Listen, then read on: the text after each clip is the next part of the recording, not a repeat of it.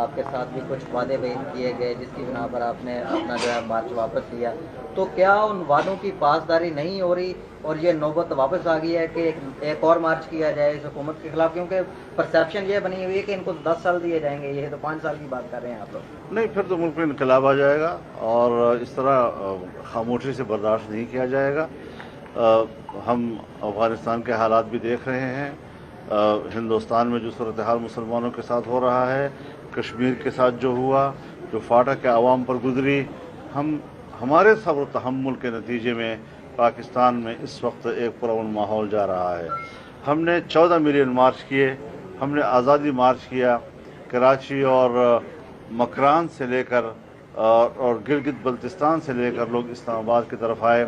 تمام راستوں میں ہر جگہ امن رہا، ٹریفک تک نہیں رکی اور کوئی گملہ نہیں ٹوٹا، کوئی پتہ نہیں گرا۔ تو اس مظاہرے کے بعد اس کا کوئی غلط فائدہ اٹھائے اور یہ سمجھے کہ ہمیں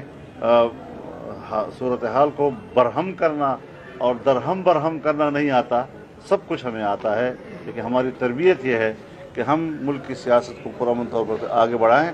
جنہوں نے ہم سے معاہدہ کیا ہے، میں آج ان کو کہنا چاہتا ہوں کہ وہ اپنے لفظ کی پاس رکھیں، ورنہ پھر ہم چند عرصے کے بعد اس کو بھی واشگاف کر دیں گے کہ یہ صورتحال نہیں ہونی چاہیے۔ ہاں، یہ ضرور ہے کہ ہمارے ہاں کچھ ہمارے اپنے سیاسی ماحول میں بھی مشکلات آ جاتی ہیں،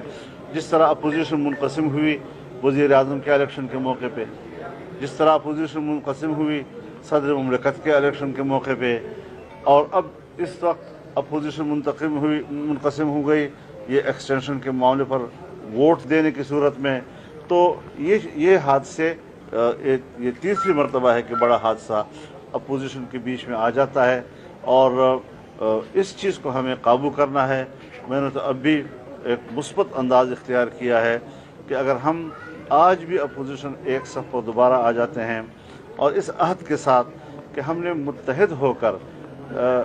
حقیقی معنوں میں اپوزیشن کرنی ہے، صرف دکھاوا نہیں کرنا، تو کوئی مسئلہ نہیں ہے کہ ہم بہت تھوڑے عرصے میں لوگوں کو حقیقی جمہوریت دے سکیں اور اس کے ووٹ کی امانت